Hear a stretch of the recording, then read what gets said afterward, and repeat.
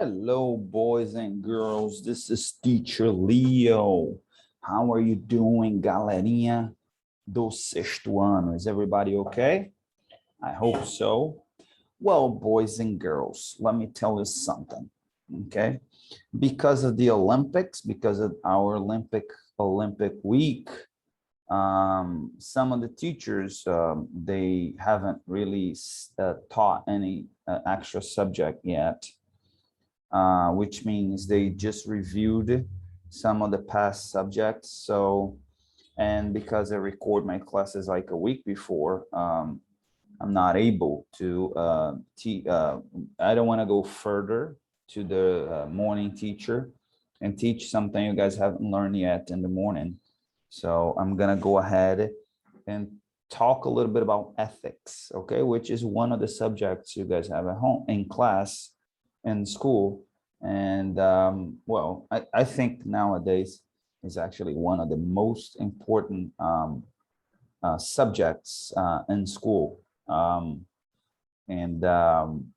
It's really interesting that you guys are learning this, and mostly this topic, mostly for you that are growing up, okay? Então, boys and girls, a gente hoje vai falar um pouquinho aqui sobre ética, tá certo? Ao invés de geography. Por quê? Porque a gente, né? Em primeiro lugar, porque é importante, tá certo? Number one, né? Because it's important. Number two, porque a gente sempre tenta gravar uma semana antes as nossas aulas para evitar algum tipo de percalço nesse caminho, e aí a gente acabar não conseguindo entregar a tempo as aulas. E terceiro, e aí, né, a razão pela qual é a terceira, que é os professores, né, eles, a maioria, fizeram apenas revisão. E aí, para a gente não estar falando a mesma coisa que a gente falou na aula passada, resolvi trazer, falei com o teacher Júlio lá para a gente trazer um tópico de ética, e eu achei muito interessante esse tópico de ética aqui para falar com vocês, que vocês estão crescendo, né? Se transformando, então, boys and girls, vocês ainda são boys and girls, mas já na pré-adolescência, entrando na pré-adolescência, e aí outros desafios, a vida vai mostrando outros desafios, né? Percalços, mas ao mesmo tempo, a gente, depois vocês vão aprendendo isso com a experiência da vida, que toda vez que aparece um obstáculo na vida da gente, né, tem uma oportunidade escondida por trás desse obstáculo. Então, toda vez que a gente ultrapassa esse obstáculo, oportunidades se abrem, né?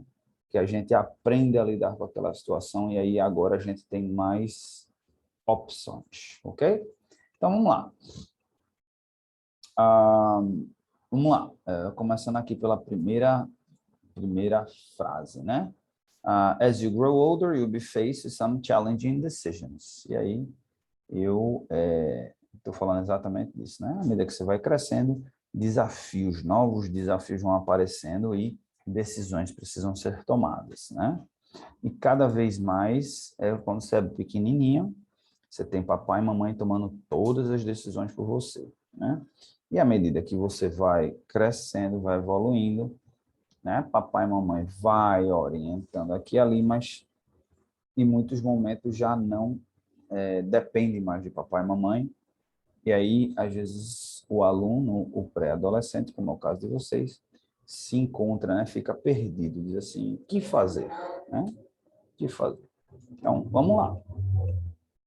E é algo que eu percebo que precisa, assim, como professor, né, de várias escolas, é algo que eu percebo nisso, né? Os alunos, eles com muita dificuldade de tomar decisão. Exatamente, não é nem culpa de vocês, na verdade, é culpa aí da educação, não estou dizendo que é culpa dos pais do Senhor. Se algum pai me assistindo aqui, estou aqui para culpar ninguém. Eu sou pai também, e eu fiz isso com meus filhos, né? Mas eu acho que é um processo natural da sociedade. Cada vez mais a gente vai querendo prover mais e mais e mais para os nossos filhos, E é natural que a gente queira cuidar mais, né? E cuidar mais, às vezes, é a gente decidir por eles, né? Porque a gente é pequenininho, é muito fácil nesse momento, não tem discussão, né? O pai sabe o que é melhor para um filho pequeno, mas à medida que eles vão ficando maiorzinhos, a gente também tem que, vamos dizer assim, soltar um pouquinho, né? A corda, né? Deixar assim que eles saiam e às vezes até cometam um erro, às vezes até se machuquem, né? Mas aprendam com aquele erro, né? E é muito difícil, é um trabalho muito difícil. Novamente dizendo aqui, como pai, né? Eu falhei em muitos aspectos nesse sentido. Então, mas como professor, a gente está aqui para tentar ajudar da maneira que a gente pode. Então, vamos lá. Some don't have a clear right or wrong answer. Like, should you play soccer or field hockey? Right?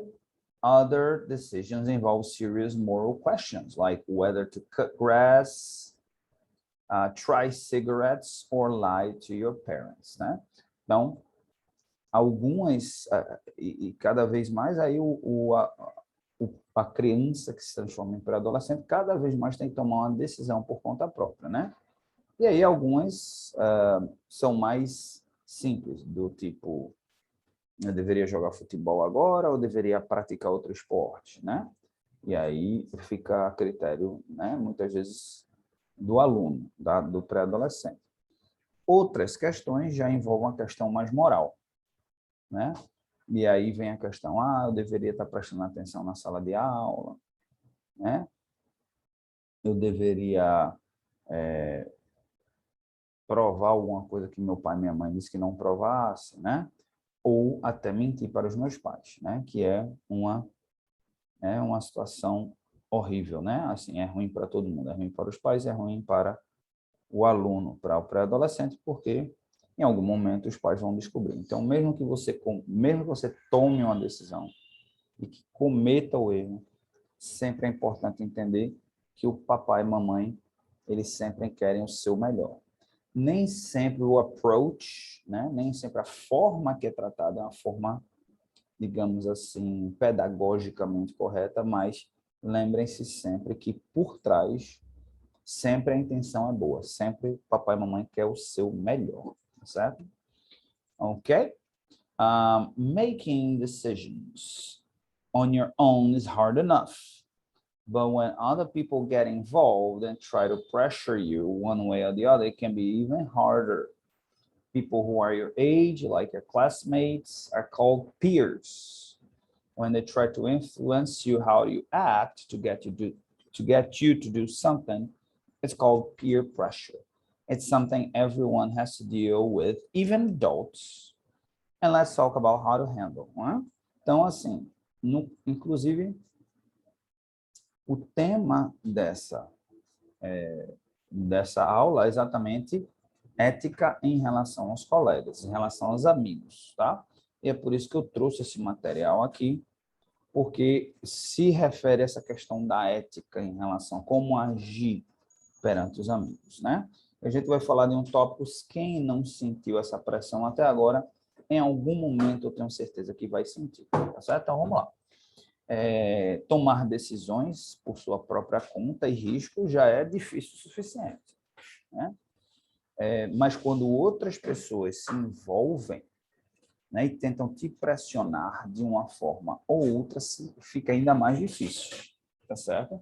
E é exatamente aí onde o erro acontece, né? Porque na maioria das vezes, assim, de decisões, né? Na maioria das decisões, assim, por exemplo, por fazer alguma coisa que a gente sabe que é errado, quando a gente faz algo que a gente não tinha nem ideia que era errado, tudo bem. Aí não envolveu uma questão ética, porque simplesmente você fez porque não sabia que era errado, né? Deixa eu tentar ver um exemplo aqui de algo que você não sabia, de repente, talvez você saiu para jogar bola com os coleguinhas numa rua e a sua rua é relativamente movimentada, digamos assim. Mas você, como pré-adolescente, não conseguiu avaliar o grau de periculosidade que você estava se colocando. Aí, quando o pai e a mãe chegam em casa do trabalho, aí vê você jogando no meio da rua e aí briga com você, né? Fulano, entra agora, não sei o que você. entra nem sabe porque é que entrou, né?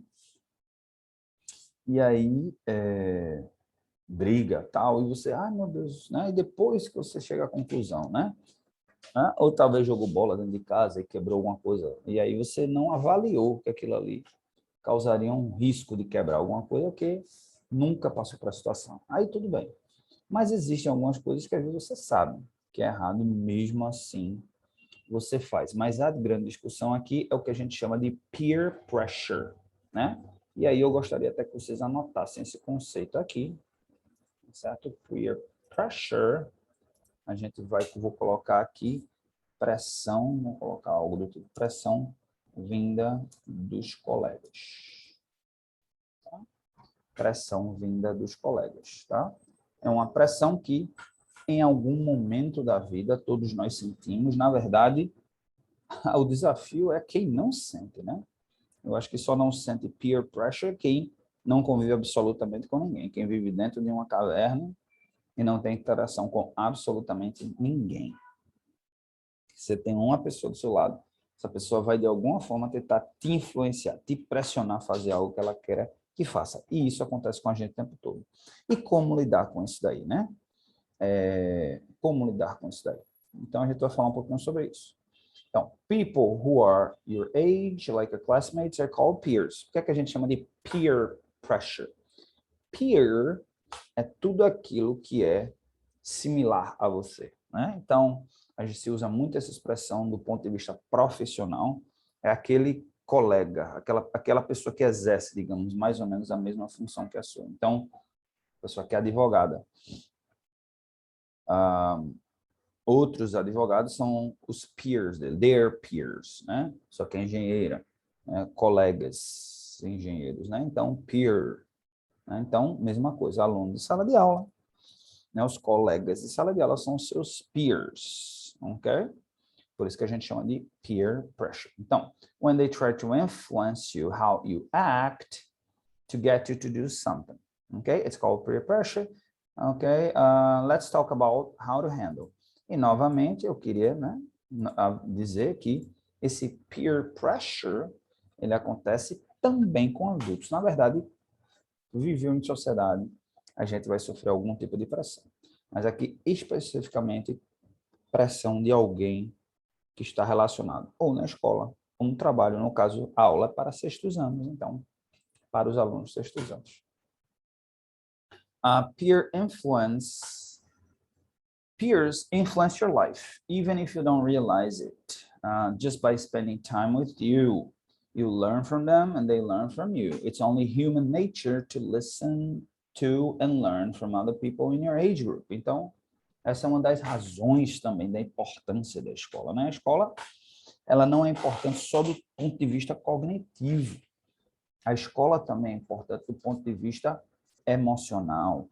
Ela é muito importante do ponto de vista social, tá certo? Porque é nesse momento que o aluno ele está se socializando, ele está entendendo, ele está aprendendo a lidar com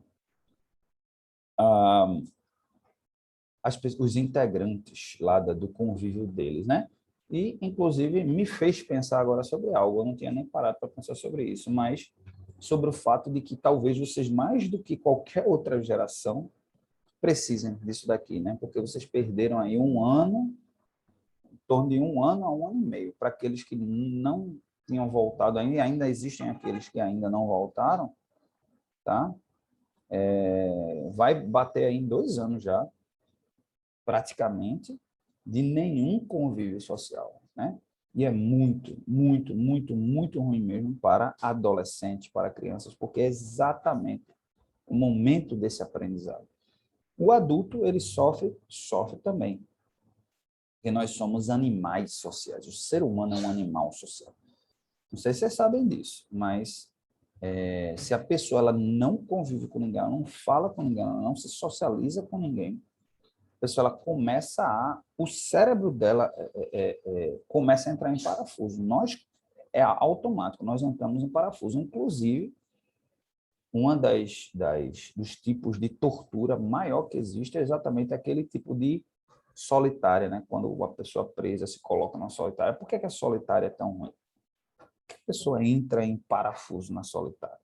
Porque quando ela está lá sozinha por meses, meses e meses, a pessoa começa a entrar em parafuso, porque ela chega um momento que ela começa até a alucinar, começa até a visualizar pessoas e falar com pessoas que não existem ali, por conta disso, porque há necessidade de socialização. Então, vocês, sem sombra de dúvida, precisam dessa aula mais do que qualquer pessoa, tá certo? Então, e aí vocês aprendem muito, né? Com os próprios coleguinhas de vocês, tá certo? Peers can have a positive influence on each other. Então, os peers de vocês, né, os coleguinhas, podem ter uma influência positiva, certamente. Maybe another student in your science class taught you an easy way to remember the planets in the solar system, or someone on the soccer team taught you a cool trick with a ball. Então, é aquela história. A gente aprende muito, né? Então, o coleguinha às vezes dá uma dica para você como memorizar, às vezes, os planetas do sistema solar, ou um outro coleguinha ensinou uma jogada legal de futebol, né? E isso é ótimo. E na verdade, a gente aprende muito mais coisas boas com os nossos colegas do que coisas ruins. Mas a gente tem que ficar ligado ali nas coisas ruins. You might admire a friend who is always a good sport and try to be more like him or her. Tá? Então, vem também a questão, às vezes, não do ensinar diretamente, mas do ensinar indiretamente. Então, aquele coleguinha que ajuda os outros, que age de uma maneira correta e que por alguma razão você admira, ele está te ensinando também. Ele está te ensinando sem querer, né? Então, você começa a olhar aquele coleguinha com admiração e aí você começa a se espelhar nos atos daquele coleguinha, tá? Maybe you got others excited about your new favorite book and now everyone is reading it. E você também exerce influência nos seus coleguinhas. Um exemplo clássico é quando você chega e você está lendo um livro e desperta a curiosidade nos seus coleguinhas, né, sobre aquele livro, e aí daqui a pouco está todo mundo lendo aquele livro, aquela série de TV, né? Então, todo mundo influencia todo mundo. These are examples of how peers positively influence each other every day. Então, aí estão alguns exemplos. But sometimes peers influence each other in a negative way, né? Como eu estava dizendo, felizmente não, nem sempre. Às vezes, a influência é negativa. For example, a few kids in school might try to get you to cut class with them. Your soccer friend might try to convince you to be mean to another player and never pass her the ball. Or a kid in the neighborhood might want you to shoplift with him, né? Então, alguns exemplos disso daí, né? Por exemplo, né? Eu sei que isso daí não acontece porque, né? O tipo de escola, a idade de vocês e tudo, né? É uma escola também que não é uma escola de grande porte, então existe, né, um controle maior, mas, por exemplo, de gasear a aula, né? Coisa desse tipo, né? É um exemplo. Por exemplo, né? Numa escola grande, de repente consegue se esconder, né?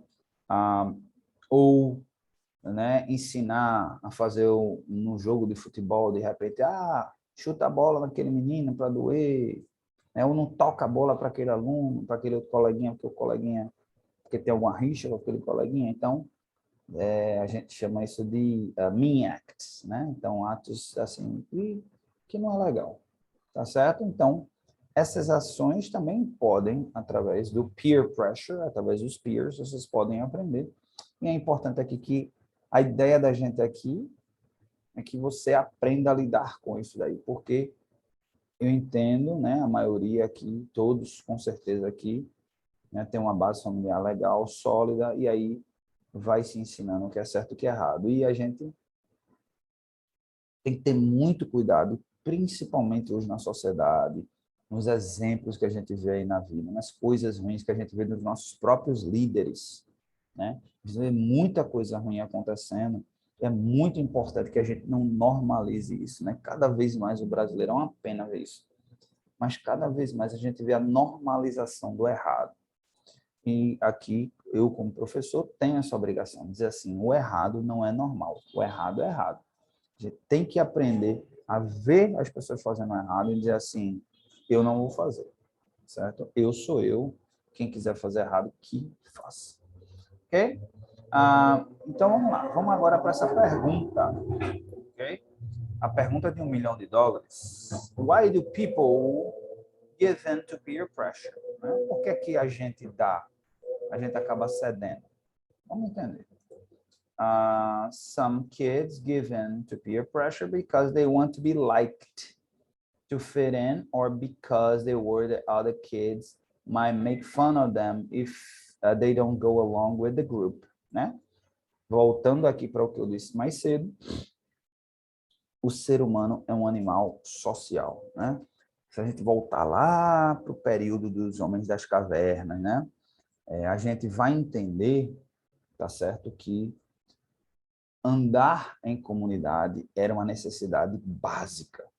Se você não fizesse parte de uma comunidade, se você não fizesse parte de um grupo, você estava condenado à morte, né? A partir do momento em que você era condenado por aquele grupo, e a condenação naquele período era o isolamento, né? Se não o assassinato, né? A punição severa, isolar, mandar aquela pessoa seguir sozinho, né? E isso representava a garantia de morte, né? Então, o nosso cérebro, né, ele é wired, né? Ele é feito para a gente tentar o máximo possível se socializar, né? Dizem, por exemplo, né, essa questão hoje em dia das redes sociais, o peer pressure acaba vindo também muito mais forte na geração de vocês por conta dessa questão das redes sociais. E aí exponencial, exponencializada esse tipo de pressão, né? O que acontece just one second, guys. There's people talking here. Então, existe essa necessidade da gente querer se encaixar num grupo, a gente querer que as pessoas gostem da gente, né? Dizem, inclusive, os psicólogos dizem, inclusive, que é a dor, né? Quando você digamos assim, criticado pelo seu grupo assim, a dor, apesar de psicológica, ela é maior do que qualquer dor que você sentiria no seu corpo, né? Por conta exatamente dessa necessidade absurda que a gente tem de se encaixar em algum lugar, tá certo? Então, por conta dessa necessidade, a gente se preocupa com o que as outras pessoas pensam da gente, tá certo? Só rapidinho aqui que eu perdi o raciocínio, né? Antes que alguém diga assim, mas professor, mas o cérebro da gente já não está acostumado mais com a questão do homem das cavernas, né? Na época das cavernas, já milhares de anos se passaram. Verdade. Né? E se a gente for trabalhar com isso daí, com as histórias, mais ou menos a última era do gelo foi em torno de 10 mil, 8 mil anos. Então, se eu não me engano, aí as primeiras civilizações surgiram aí na faixa de, se eu não me engano, 5 a 6 mil anos antes de Cristo, né? A gente junta com isso daí, a gente vai para próximo de 8 mil anos. Mas se a gente levar em consideração que os primeiros humanoides, né? Primeiro momento em que os nossos primos, né? Os primatas, nós os primatas, nós nos dividimos, né? Nós nos separamos, na verdade. A gente era uma espécie única, e aí começa-se a dividir e nasce o Homo sapiens, no momento em que surge o Homo sapiens, em torno de, alguns avaliam em torno de próximo de 18 milhões de anos atrás. Então, se a gente pegar, vamos botar 10 mil anos para arredondar, 10 mil anos de existência da sociedade, e o surgimento de 18 milhões de anos, se a gente fizer um timeline, a gente vai ver que ainda é um pedaço ínfimo, muito pequenininho, do período, digamos, de sociedade, que a gente se transformou, que a gente começou a se juntar, né? Então, aliás, desculpa, começou a se juntar não, que começou-se digamos assim, uma maneira, a gente tenderia a perder esse medo, né? Mesmo assim, nesse período, ainda leis eram criadas, né?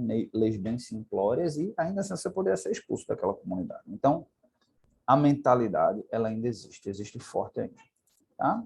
Então, vamos lá. Others go along because they're curious to try something new that others are doing, okay? The idea that everyone is doing it can influence some kids to leave their better judgment or their common sense behind, tá? Então, outra questão, tá certo? Isso é normal, tá certo? É o fato de o ser humano ele também tem essa necessidade de provar algo novo, de ver algo diferente e dizer, eu queria provar isso daí. É muito comum do ser humano querer provar coisas novas. Todo mundo quer, tá certo? E aí vem essa frase aqui que é clássica. Essa frase aqui, novamente, como pai, aqui eu estou vendo, né? Quantas vezes meus filhos não chegaram e me disseram isso, né? Quando disseram, pai, eu posso fazer isso, ou posso ir para tal local, ou posso... Eu dizer não, e eu dizia, mas todo mundo está fazendo, né? E eu tenho certeza que vocês em algum momento aí já falaram para os pais de vocês, pai, posso ir para tal local, pai ou mãe? Posso ir para tal local? Posso fazer tal coisa? Posso provar tal coisa? E quando ouviu não, assim, mas todo mundo está fazendo, todo mundo está vendo, todo mundo está indo, né? Como se fosse aquela coisa, só eu que vou ficar de fora, né? Mas aí, novamente, é preciso se negociar com o papai e com a mamãe, porque papai e mamãe, lembrem-se sempre disso, né? Mesmo que a gente não concorde com a decisão deles, mas papai e mamãe quer sempre o melhor de vocês, mesmo que seja errado, mesmo que a decisão seja errada, mas a intenção é boa, tá bom? E aí no momento que desperta aquela coisa do querer, a gente também começa a não visualizar também os perigos por trás, né? Pode ser negativo para você, por qualquer que seja a razão. E aí papai e mamãe, já na experiência de vida deles, já se antecipam a isso daí, tá certo? E proíbem, né? Um exemplo, por exemplo, vamos dizer que, não sei, de repente vai ser os coleguinhas marcar para ir para uma sorveteria. E você diz assim, e seu pai e sua mãe diz assim, olha, você vai para a sorveteria, mas você vai provar, você vai comer só um sorvete diet, só aquele, mas eu não gosto desse sabor, né? E tá todo mundo pegando chocolate, baunilha. E você, vamos dizer, está com um probleminha de peso, né? Suas taxas já estão um pouquinho altas, que é muito comum hoje em dia, principalmente depois da pandemia. Crianças com taxa aí, ó, elevada para uma criança é horrível, porque se você criança está com dificuldade, imagine quando tiver adulto, né? Como é que vai estar para controlar essas taxas? E aí, você diz assim, mas todo mundo está pegando baunilha e chocolate, mas papai e mamãe está visualizando o mais na frente, está pensando assim, não, mas vamos cuidar dessas taxas agora, porque senão dá problema, tá bom? E para finalizar, walking away from peer pressure. It is tough to be, né? Tentando se afastar dessa pressão. It is tough to be the only one who says no to peer pressure. Olha, gente, todos nós fomos adolescentes e essa frase é incrível. It is tough to be the only one who says no to peer pressure, but you can do it. É difícil ser o único que diz assim, eu não vou fazer isso, mas você consegue, tá certo? Então a gente vai ficando com essa frase de efeito aí. Você consegue, tá certo? Quando papai e mamãe ensina você a separar o joio do trigo e você consegue dizer não quando você vê alguma coisa errada. Não estou dizendo quando você não consegue visualizar, porque aí não houve uma questão ética envolvida. Você errou porque você não sabia que era errado. Mas quando você consegue, é importante você dizer não e também conversar com os pais, né? Conversar com as pessoas que estão do seu lado. Ok, boys and girls. Então, olha, as a homework, this is a good homework, actually. The homework today is for you to write about a situation that you suffer peer pressure, which means you're going to think of a situation that your peer pressured you to do something you knew it was wrong and you did it anyway, or you didn't do it, okay? then you put on Google Translator, then you post it on our class app, ok? A nossa tarefa de casa hoje é a seguinte: você vai pensar numa situação em que você sofreu esse peer pressure do coleguinha, e aí você pode ter cometido aquele erro, feito aquela coisa errada, tá certo? Mas hoje em dia você sabe que não poderia ter feito mais, ou você mesmo teve a força de dizer, eu não vou fazer porque é errado. Você vai fazer um textinho rapidinho, 2 parágrafos, coloca no Google Tradutor e posta lá no Class App. Ok, boys and girls? Então, excellent conversation. I love this conversation. I hope to have more ethics classes with you guys, okay? Something I really enjoy doing. Eu espero que a gente possa ter mais aulas de ética, é algo que realmente eu gosto de fazer e eu entendo a importância de a gente trabalhar isso com adolescentes e pré-adolescentes, ok? See you later, guys. Bye.